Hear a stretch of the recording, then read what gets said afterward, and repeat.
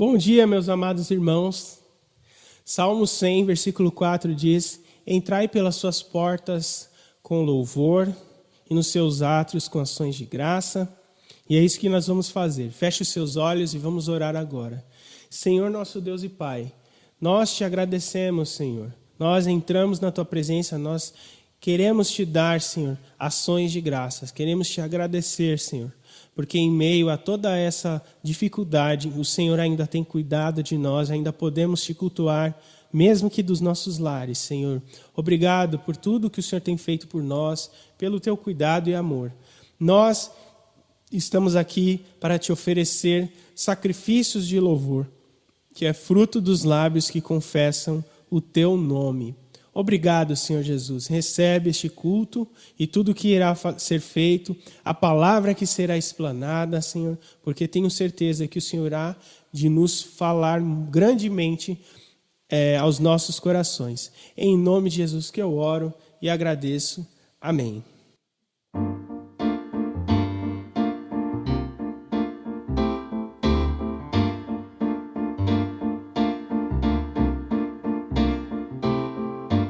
Entrarei em tua presença com sacrifícios de louvor, com canções eu te exaltarei. Bendito seja o Senhor, com toda a glória eu te darei, pois do pecado me livraste. Agora estou justificado. Bendito seja o Senhor. Exaltai, engrandece seu nome. Exaltai, ao Senhor louvai. Exaltai, engrandece seu nome, a Ele se louvai.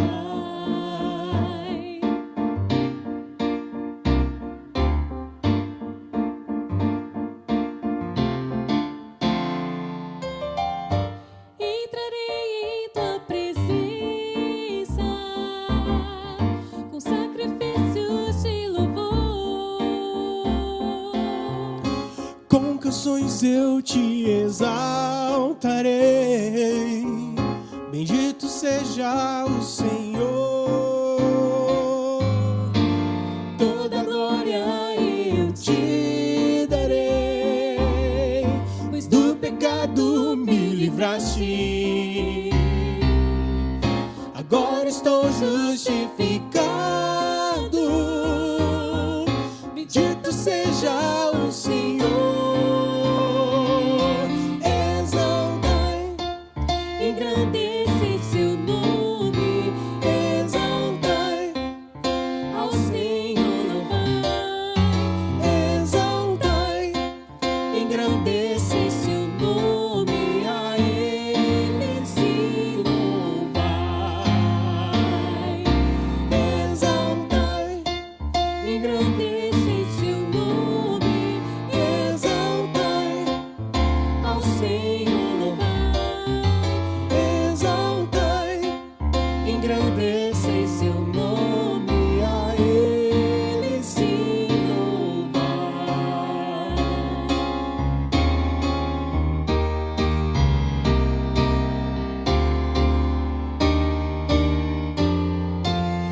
Exaltai, engrandece seu nome. Exaltai, ao Senhor louvai. Exaltai, engrandece seu nome, a Ele se louvai. Oh, exaltai, engrandece seu nome. Exaltai, ao Senhor louvai.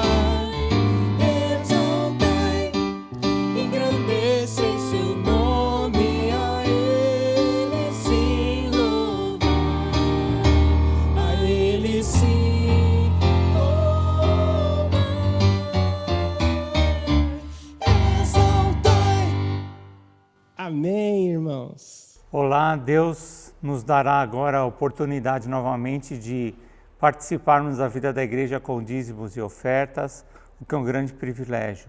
Temos visto muitas pessoas aflitas com respeito ao sustento e é natural, se nós não temos recebido, que fiquemos aflitos, mas também é natural para quem crê em Deus descansar que nele, porque ele também é um Deus que nos promete que nada vai faltar em nossas vidas. Como está escrito na palavra, não fiquem aflitos, creiam em Deus, creiam também em mim.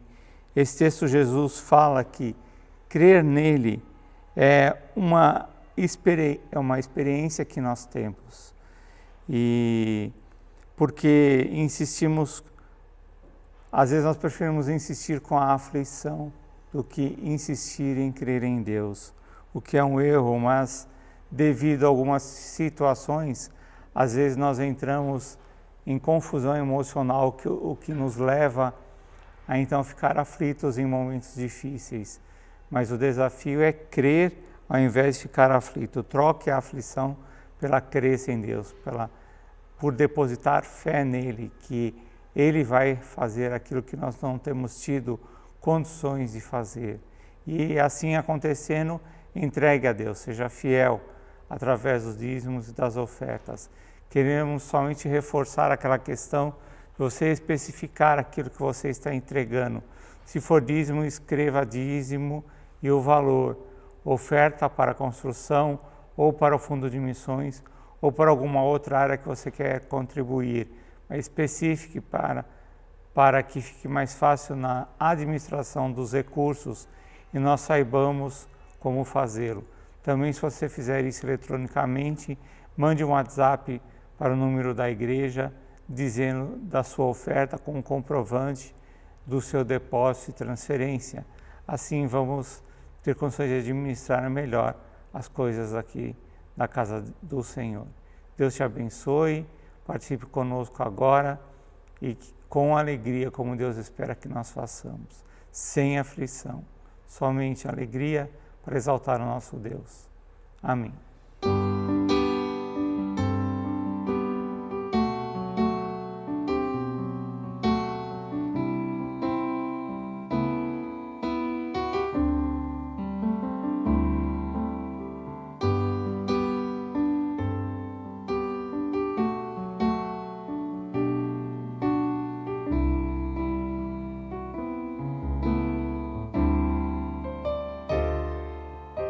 Seja engrandecido, ó Deus da minha vida, Tu és o Deus da minha salvação. És a minha rocha, a minha segurança, meus lábios sempre te exaltarão. Seja engrandecido, ó Deus da minha vida, Tu és o Deus da minha salvação. És a minha rocha, a minha segurança, meus lábios sempre te exaltarão. Aleluia, Aleluia, te louvo, pois sei que sobre todos é Senhor. Aleluia, aleluia, te louvo, pois sei que sobre todos é Senhor.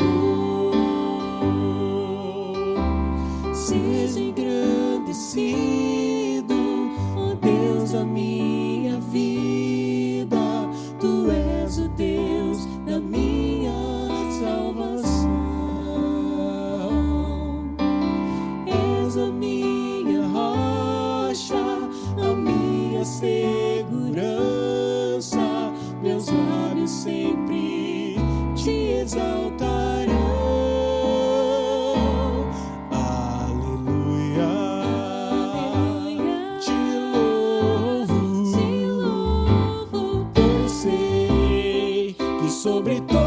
todos é Senhor. Aleluia, Aleluia. te louvo, pois sei que sobre todos é Senhor. Aleluia, aleluia, aleluia, louvemos ao Senhor. Aleluia, aleluia, aleluia, louvemos ao Senhor.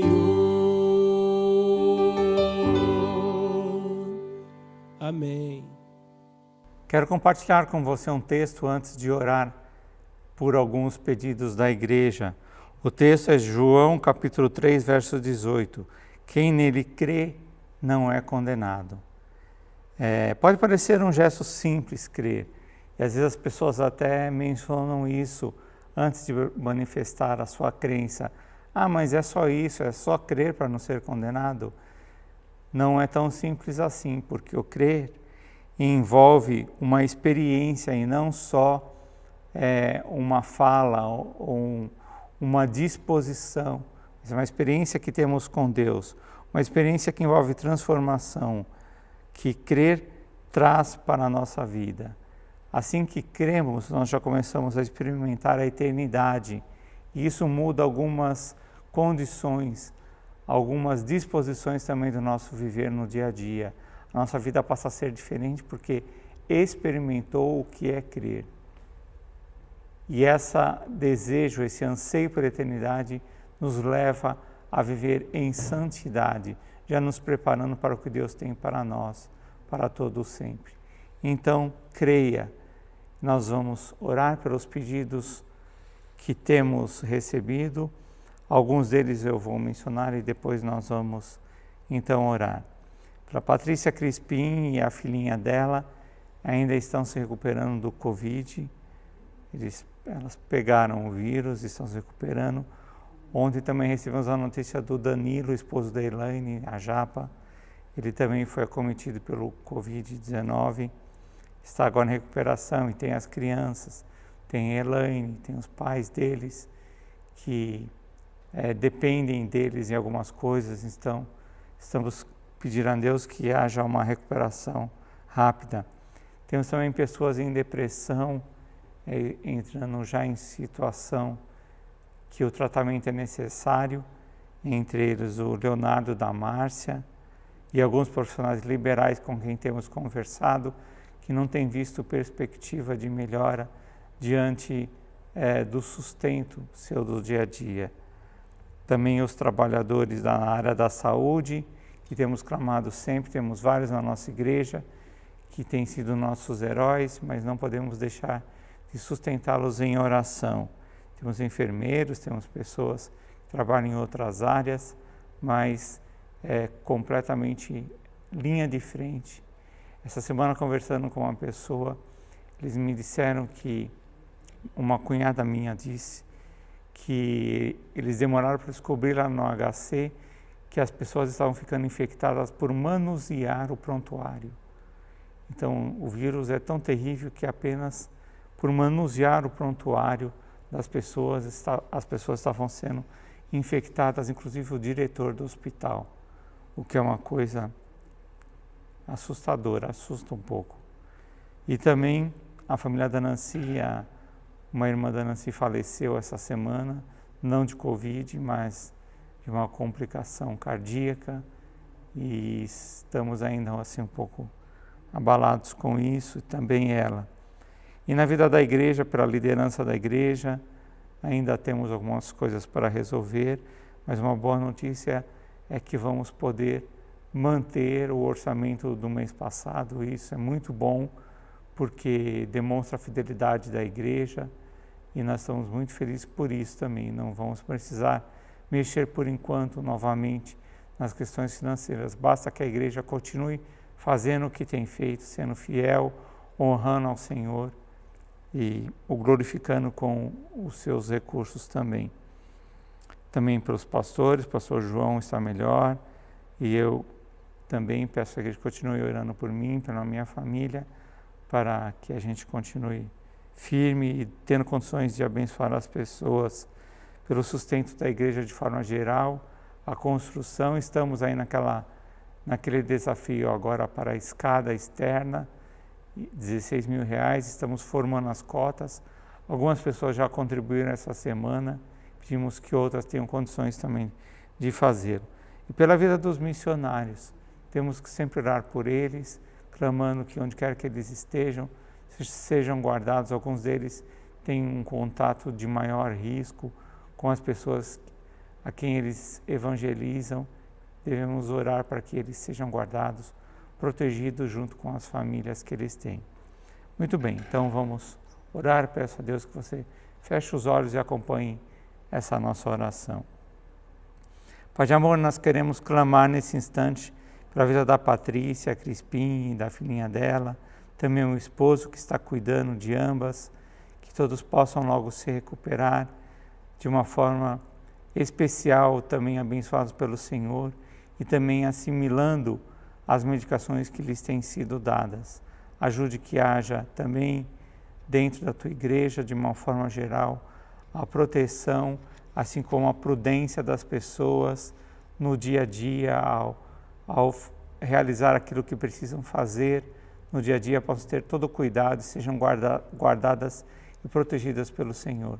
Também o Danilo, que teve que trabalhar e no seu dia a dia de trabalho acabou sendo acometido pelo vírus, que o Senhor possa abençoar, que a recuperação seja rápida, que as crianças não fiquem doentes, assim também a Elaine e as pessoas com quem ele tem necessidade de ter algum tipo de assistência e ajuda no dia a dia. Providencia, ó Pai, que isso seja feito por outra pessoa, para que não hajam mais pessoas infectadas. Também queremos pedir, Pai, pelo Leonardo, esposo da Márcia, que está depressivo, está confuso, está com medo de algumas situações, está abatido. Pedimos que o Senhor o fortaleça, renove o ânimo dele, Pai. Restaura a vida dele, da Márcia, ajude que outras pessoas como a Thaís e o Dudu também tenham condições de dar força para ele, animá-lo, oferecer o suporte que também o Senhor pode oferecer. Estamos clamando que isso aconteça por eles nesse tempo de tristeza, angústias e incertezas, assim como também todos os profissionais liberais da nossa igreja que precisam do sustento e se não podem trabalhar, não têm. Pessoas que têm pequenos empreendimentos, que trabalham com mão de obra própria.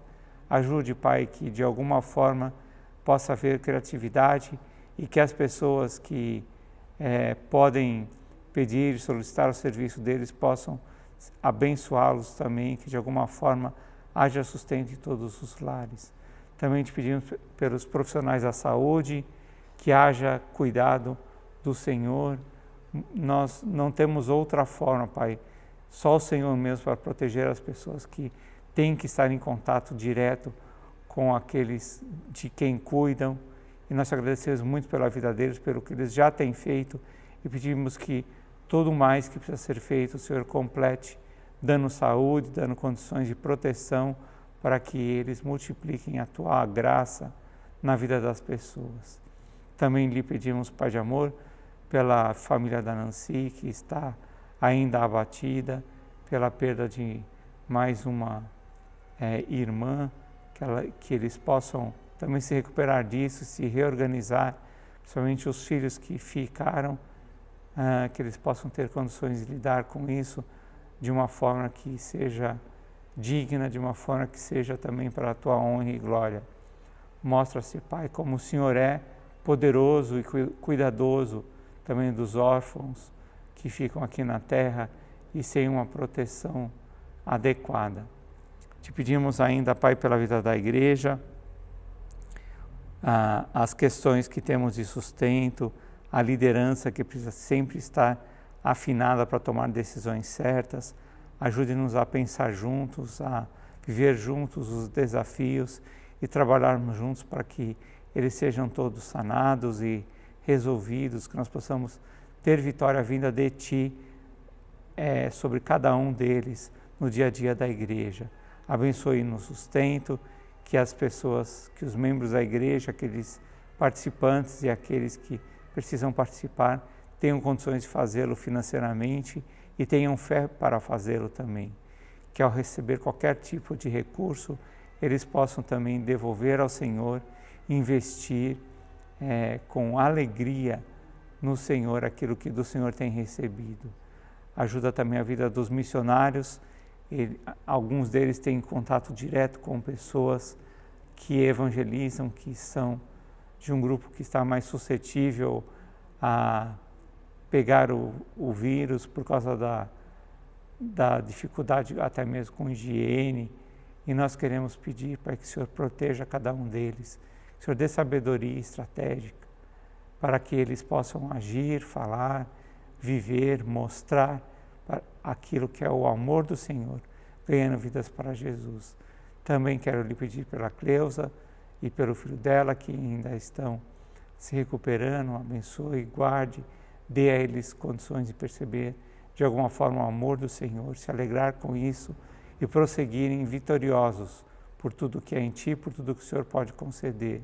Quanto a nós, Pai, pedimos, renova a nossa fé, nos dá entusiasmo, alegria, palavras no coração, para marcar a vida das pessoas que precisam ainda Te conhecer, Te amar e Te servir.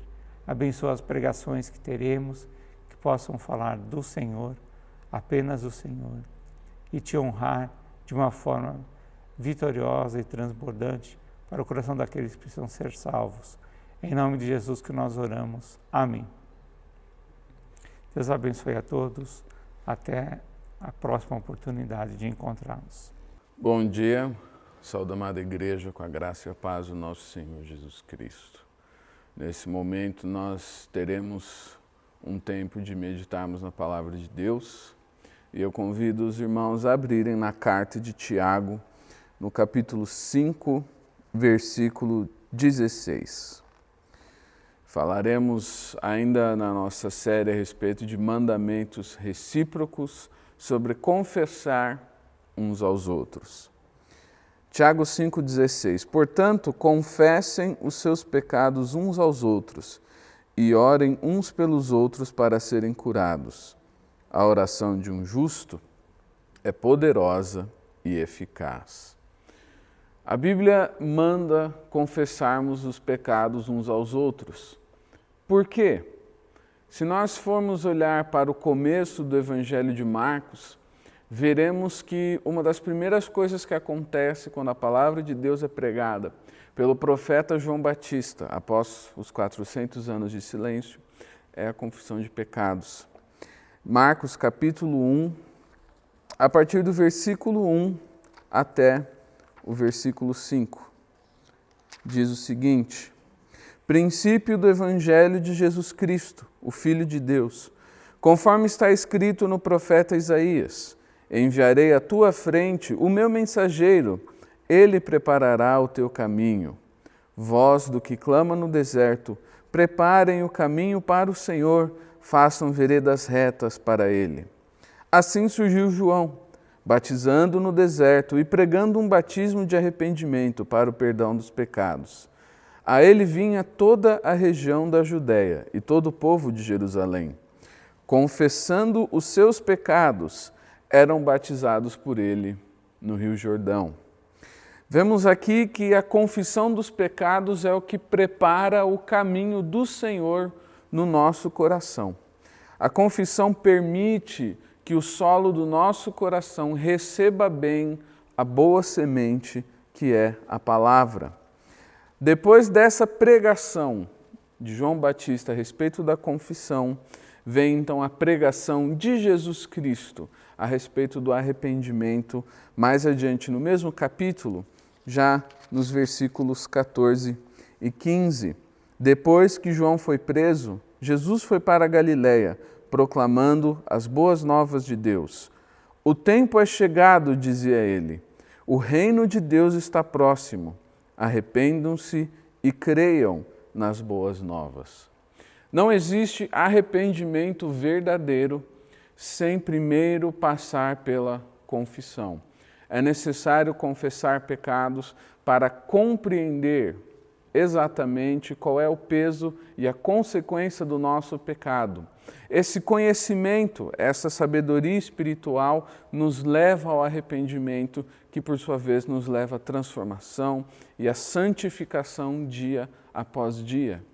Não é possível eu tentar me santificar sem antes me arrepender, ou me arrepender sem antes confessar o meu pecado. Em tentar pular etapas, muitas vezes eu acabo parado na minha caminhada com Deus. E muitos nesse momento começam a se perguntar: por que a minha vida com Deus está tão estagnada? Talvez seja a falta da confissão de pecados. E é necessária muita coragem, não é uma pequena coragem, não é uma pequena coisa confessar pecados para os nossos irmãos, mas é exatamente isso que a Bíblia diz que devemos fazer. Muitos destes mandamentos não são coisas pequenas, mas são coisas essenciais, são manifestações de amor e obediência a Deus e de amor e sujeição aos nossos irmãos. Dessa maneira, eu gostaria de refletir a respeito de alguns pontos, a respeito da confissão de pecados que a Bíblia nos ensina. O primeiro deles sendo que a confissão tira o poder do pecado da nossa vida. Não necessariamente vai nos eximir de todas as suas consequências. Antes da gente ler, já é necessário falar isso. Você pecar e confessar não vai te livrar de todas as consequências do que você fez. E não sinta que eu estou falando em acusação, porque isso é para mim também, isso é para todos nós pecamos, todos nós temos coisas para confessar. E se confessarmos, isso é bom, isso é obediência a Deus. Ao mesmo tempo, isso não quer dizer que vamos nos livrar das consequências das nossas ações, teremos que lidar com elas, mas nós estaremos livres do poder do pecado na nossa vida. Um texto que ajuda a exemplificar isso é Efésios, no capítulo 5, a partir do versículo 8, a carta de Paulo aos Efésios, capítulo 5, a partir do versículo 8. O apóstolo Paulo escreve: porque outrora vocês eram trevas, mas agora são luz no Senhor. Vivam como filhos da luz, pois o fruto da luz consiste em toda bondade, justiça e verdade, e aprendam a discernir o que é agradável ao Senhor. Não participem das obras infrutíferas das trevas, antes exponham-nas à luz, porque aquilo que eles fazem oculto, até mencionar, é vergonhoso. Mas tudo que é exposto pela luz torna-se visível, pois a luz torna visíveis todas as coisas.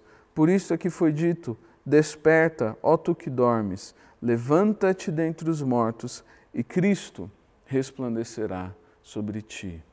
Quando confessamos, nós estamos tirando o pecado, nós estamos tirando as obras das trevas e trazendo para a luz. Dessa maneira, o pecado não tem mais poder sobre nós, porque estamos tirando o pecado do seu espaço de poder e de autoridade. Eu dou ao pecado autoridade sobre a minha vida quando eu o escondo. Ele perde essa autoridade quando eu coloco ele diante da luz, porque a luz é a autoridade de Deus.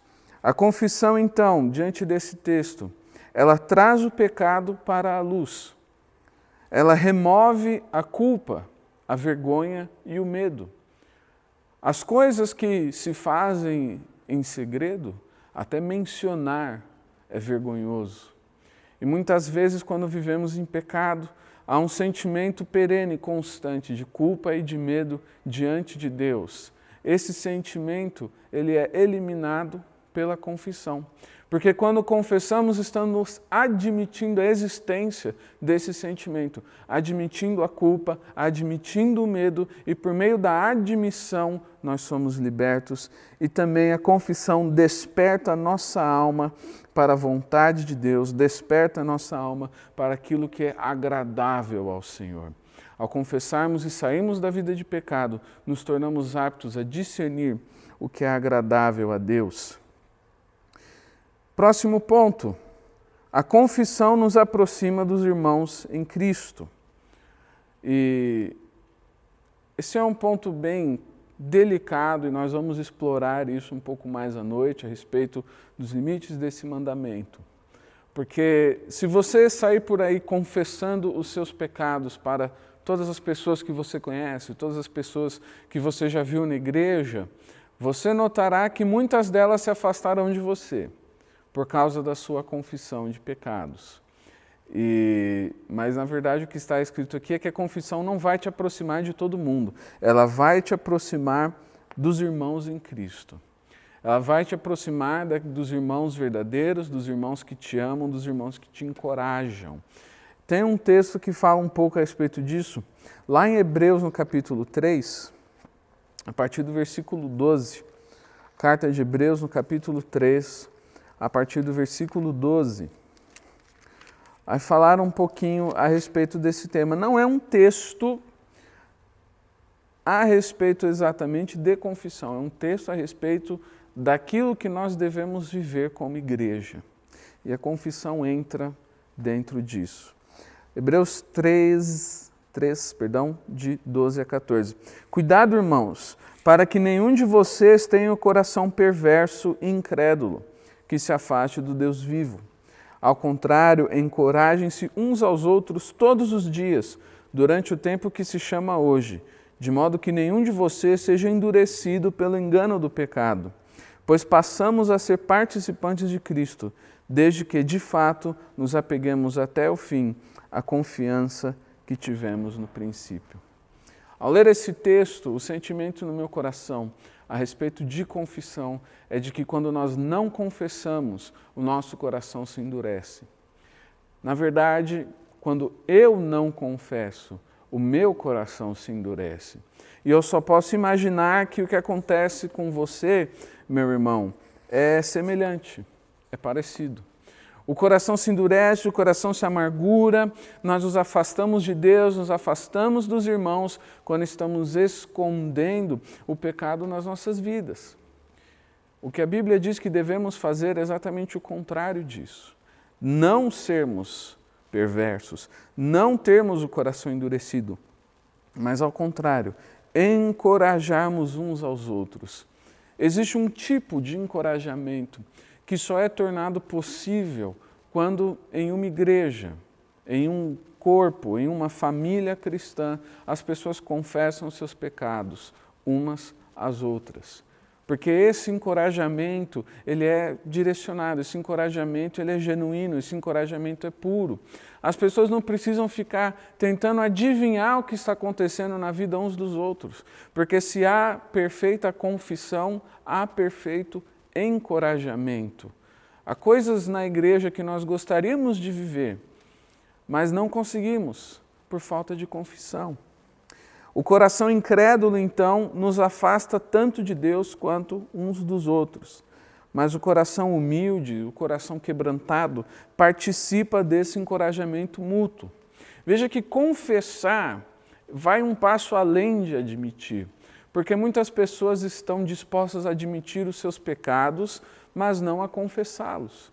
Muitas pessoas vivem seus pecados abertamente em certos espaços, em certos momentos. O pecado ele é uma coisa quanto a qual não existe vergonha, não existe nenhum pensamento, desde que seja com certos amigos, desde que seja em certos grupos, no WhatsApp, no Telegram, na internet, que seja. A vida de pecado muito aberta, mas para a igreja não. É exatamente o oposto disso que a Bíblia nos ensina. Confessar não é admitir sem nenhuma vergonha e falar, eu peco mesmo, pecar é muito bom. Confessar é admitir com humildade e quebrantamento. Confessar é admitir com uma disposição de submeter-se a Deus, pois um coração quebrantado e contrito, o Senhor não rejeita, mesmo o coração de um pecador.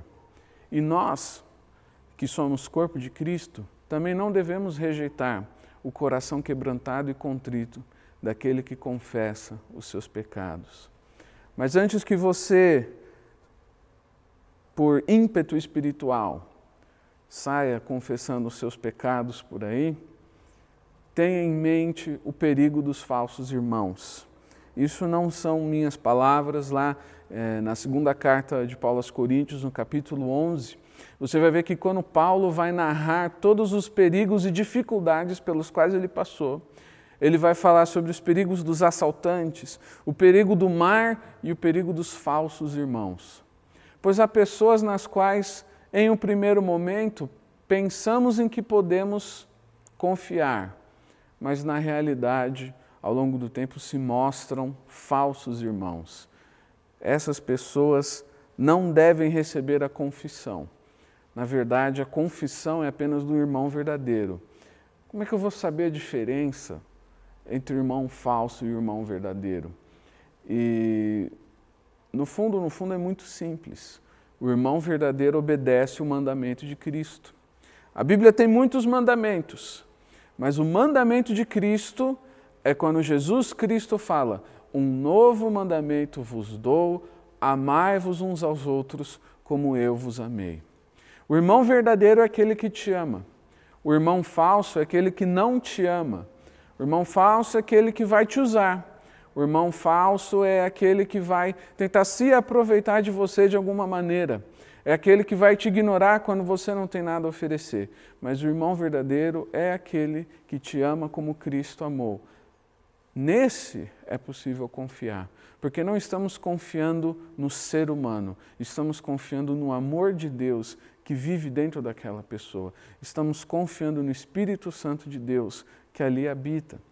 Quanto a este irmão, o irmão verdadeiro, podemos ter total confiança e confessar. Último ponto a respeito da confissão, o que a confissão faz, né? Por que é importante confessar? A confissão nos aproxima de Deus. E tem o Salmo 32, é um dos meus textos favoritos para falar a respeito de confissão. Costumo citá-lo com bastante frequência no Celebrando a Recuperação. E não é sem motivo, né? Davi era pecador como nós, homem como nós. Da mesma maneira que no texto que lemos no começo, lá em Tiago capítulo 5, Tiago fala: Elias era homem como nós, Davi era homem como nós, Moisés era homem como nós, Enoque era homem como nós, mas Davi, ele tinha uma experiência de confissão com Deus tão profunda que ele pôde escrever essas palavras, inspirado pelo Espírito Santo. Lá no Salmo 32, a gente lê o comecinho. Como é feliz aquele que tem suas transgressões perdoadas e seus pecados apagados. Como é feliz aquele a quem o Senhor não atribui culpa e em quem não há hipocrisia. Enquanto eu mantinha escondidos os meus pecados, o meu corpo definhava de tanto gemer, pois de noite a tua mão pesava sobre mim, minhas forças foram se esgotando como em tempo de seca.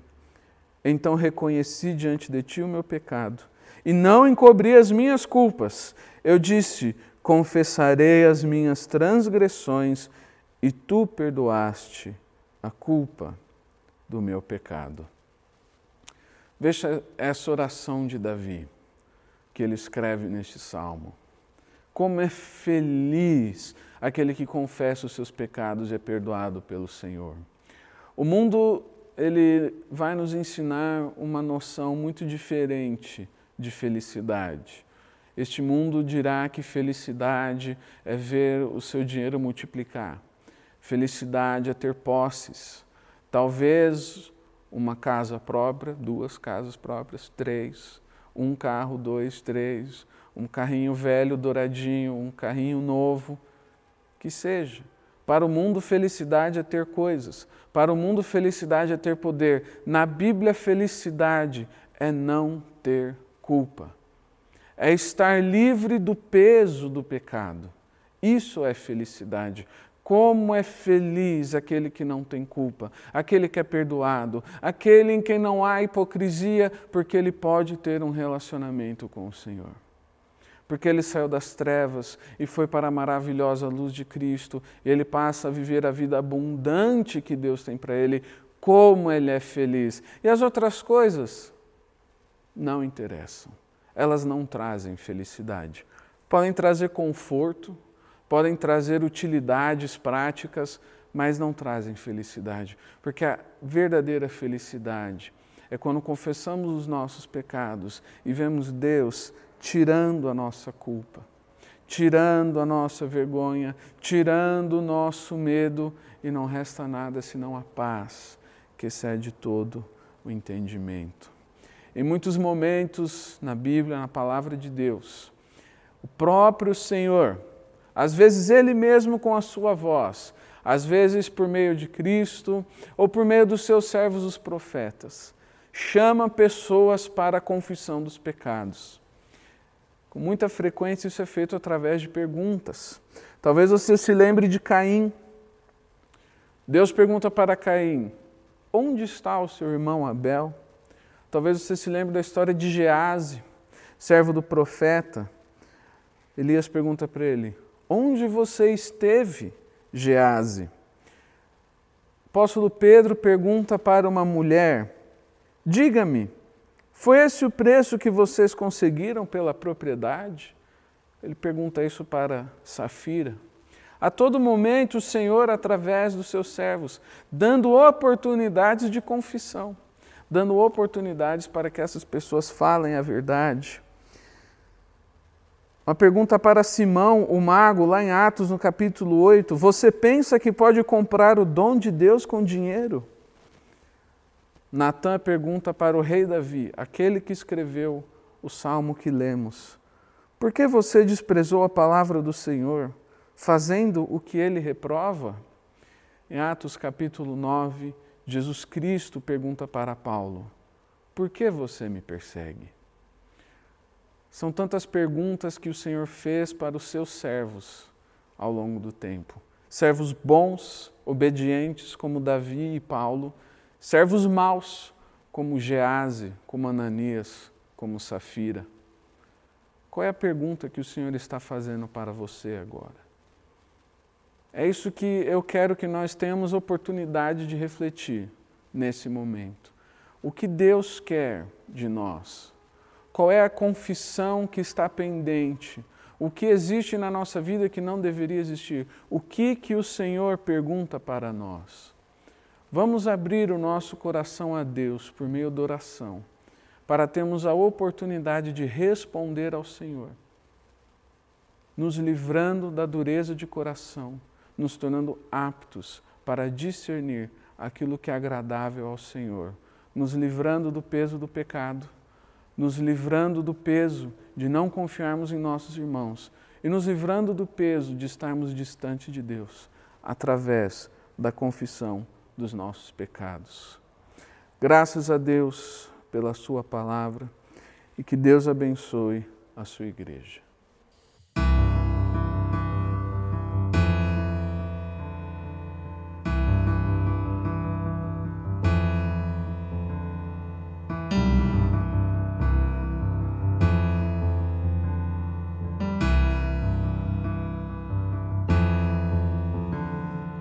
Pai, eu quero aprender a amar, mas é tão difícil não julgar e abrir mão do meu direito de justiça. Não posso condenar se a tua escolha é perdoar. Me ensina a oferecer perdão e a me parecer contigo em compaixão. Deus, livra-me de mim, guarda o meu coração, pois nas vezes em que tropeço, tenho em ti o que mais peço, perdão e misericórdia me alcançam e lançam pra bem longe de mim a acusação. Se confesso os meus pecados, sou por Deus justificado, deixo a culpa sobre a cruz, sou liberto por Jesus.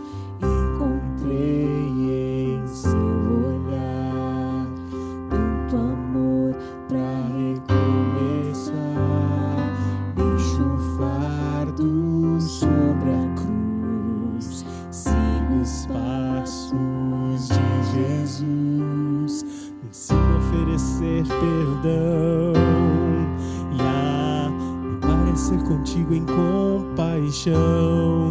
Deus, livra-me de mim, guarda o meu coração, pois nas vezes em que tropeço, tenho em ti o que mais peço, perdão e misericórdia me alcançam e lançam pra bem longe de mim acusação.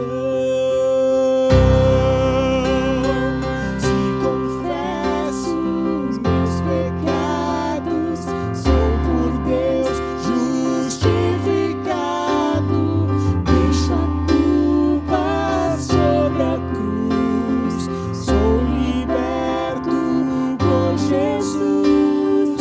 Encontrei em seu olhar tanto amor pra recomeçar.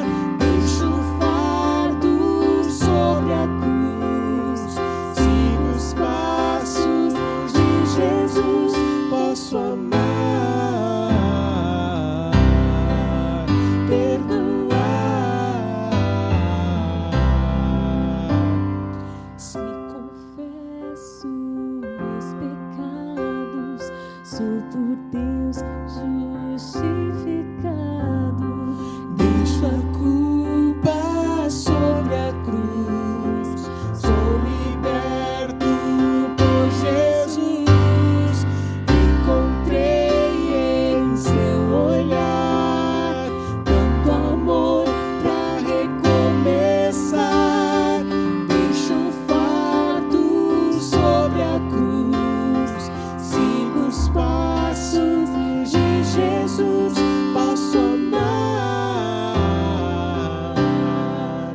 perdoar. Posso amar, perdoar.